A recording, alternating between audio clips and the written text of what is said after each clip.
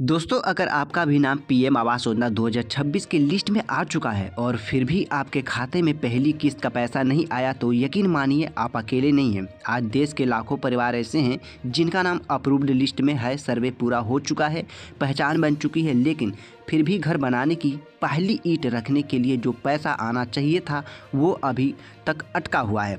हर दिन एक ही सवाल पूछा जा रहा है, नाम आ गया है फिर पैसा क्यों नहीं आया। और यही सवाल आज हम पूरी विस्तार से बताने वाले हैं आसान भाषा में। आज के इस वीडियो को अंत तक जरूर सुनिएगा, क्योंकि यहाँ बताई जाने वाली वजहें जानने के बाद आप खुद समझ पाएंगे कि आप कैश अटका हुआ क्यों है, और सबसे ज़रूरी बात दोस्तों, आप उसे कैसे सुलझ सकते हैं। दोस्तों, बात करें 2026 में सरकार ने पीएम आवास योजना के तहत वेरिफिकेशन और मॉनिटरिंग सिस्टम को पहले से कई ज़्यादा सख्त कर दिया है।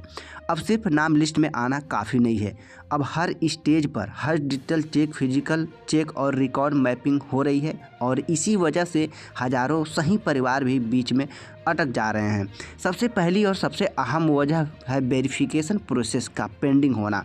बहुत से लोग सोचते हैं कि सर्वे हो चुका है मतलब काम खत्म, लेकिन असल में सर्वे सिर्फ शुरुआत होती है। 2026 में गांव-गांव और शहर-शहर में मेगा वेरिफिकेशन ड्राइव चल रही है। आवास ऐप के जरिए घर की फ़ोटो, लोकेशन, दीवार, छत, शौचालय, बिजली, पानी सब कुछ चेक किया जा रहा है। तब तक यह वेरिफिकेशन सिस्टम में कंप्लीट नहीं दिखाता, तब तक आपकी फाइल के लिए आगे बढ़ती नहीं है। कई लोगों का केस सिर्फ इसलिए अटक जाता है क्योंकि उनका घर अभी फिजिकल इंस्पेक्शन के पेंडिंग है, और कहीं फ़ोटो अपलोड नहीं की, कहीं जियो टैगिंग फेल हो गई, कहीं सर्वेयर ने रिपोर्ट सबमिट नहीं की, और ऊपर से आपको लगता है कि सब कुछ जो कि सब हो चुका है। अब वेरिफिकेशन पूरा नहीं हुआ तो आपका स्टेटस सेक्शन पेंडिंग या अंडर प्रोसेस ही रहेगा, और जब तक सेक्शन नहीं होगा, किस्त रिलीज नहीं होगी। इसका समाधान बहुत सीधा है दोस्तों, आपको खुद पोर्टल पर जाकर अपना स्टेटस चेक करना होगा। अगर आप वेरिफिकेशन पेंडिंग दिखे तो सिर्फ इंतज़ार मत करिए, सीधे अपनी ग्राम पंचायत या नगर पालिका ऑफिस जाकर लिखित में रिक्वेस्ट या दीजिए आपकी फिजिकल वेरिफिकेशन पूरा किया जाए। यदि याद रखिए, यह सबके कॉमन वजह से और सबसे जल्दी सर्वर सॉल्व हो सकता है। अब दूसरी बड़ी वजह डॉक्यूमेंट्स में गलती या अधूरी जानकारी।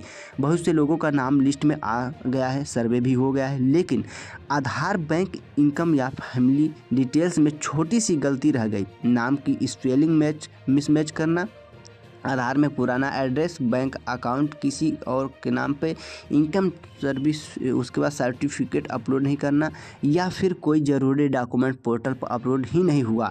2026 में सिस्टम पहले से ज़्यादा स्मार्ट हो गया है। अब ऑटोमेटिक सॉफ्टवेयर आधार, बैंक और अन्य डेटाबेस में मैच करता है। जैसे ही कोई भी जानकारी मैच नहीं करती, फाइल अपने आप होल्ड पर चली जाती है, और कई बार आपको कोई कॉल भी नहीं आता, कोई मैसेज भी नहीं आता। आपको लगता है कि सरकार पैसा नहीं दे रही, जबकि असल में सिस्टम कह रहा होता है डेटा सही नहीं है। इसका समाधान भी आपके हाथों में है। आप ऑफिशियल पोर्टल पर जाकर अपने सारे डॉक्यूमेंट दोबारा चेक करिए। नाम, जन्मतिथि, बैंक, आधार, फ़ोटो, कैटेगरी, इनकम, सब कुछ आपको चेक करना है। अगर ज़रा सी भी गलती दिखे तो तुरंत सुधरवाएं। उसके बाद दोस्तों, अपने ब्लॉक ऑफिस या नगर निकाय हेल्प डेस्क में लिखी सुधार आवेदन। उसके बाद यहाँ पे जरिए आप इसके ज़रिए सही डॉक्यूमेंट, मतलब कि सही पैसा आपके खाते में आएगा। अब तीसरी वजह जो बहुत से लोग स्वीकार नहीं करना चाहते, लेकिन सच्चाई ये है दोस्तों, इनकम मिसमैच या डुप्लीकेट एप्लीकेशन। बहुत से घरों में दो लोगों ने अलग अलग आवेदन कर दिया, कहीं पति ने, कहीं पत्नी ने, कहीं बेटे ने, कहीं पिता ने। जब सिस्टम देखता है कि एक ही परिवार, एक ही पते, एक ही आधार से जुड़ी एंट्री दो बार आई, तो दोनों फाइलें होल्ड पर चली जाती हैं। इसी तरह कई बार इनकम लिस्ट गलत भी भर दी जाती है, या पुराने इनकम रिकॉर्ड के आधार पर सिस्टम आपको एलिजिबल ही नहीं मानता। पीएम आवास योजना में कैटेगरी बहुत क्लियर है। अगर सिस्टम को लगे कि आपकी इनकम तय सीमा से ज़्यादा है तो नाम लिस्ट में होने के बावजूद भी पैसा रिलीज नहीं होगा।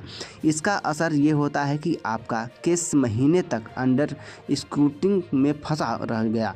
इसका हल यह है कि आप अपना आवेदन नंबर डालकर स्टेटस डिटेल में देखें कि कहीं डुप्लीकेट या इनकम वेरिफिकेशन जैसा नोट तो नहीं दिखा रहा। अगर डुप्लीकेट है तो एक आवेदन कैंसिल करवाना पड़ेगा।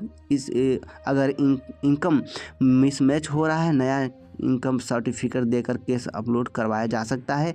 छोटी सी चूक बड़ा नुकसान कर सकता है। अब चौथी वजह दोस्तों बहुत संवेदनशील है।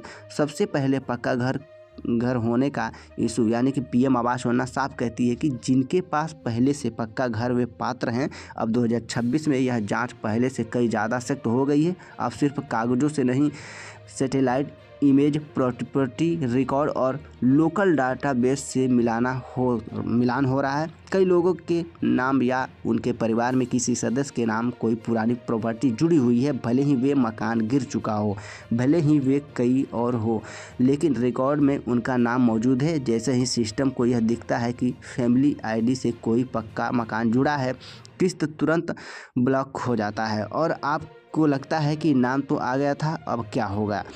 अगर यह वजह आपके केस में है तो आपको अपील फाइल करनी पड़ेगी। ग्राम पंचायत, नगर निगम के लिखित आवेदन देकर यह सब साबित करना पड़ेगा कि मकान रहने लायक नहीं है या आप उसमें लाभार्थी नहीं है। लेकिन यहाँ एक बात साफ समझ लीजिए, अगर सच में परिवार के नाम पक्का घर है तो नियम बदलवाना आपके हाथ में नहीं है। इसलिए अपना केस साफ रखिए।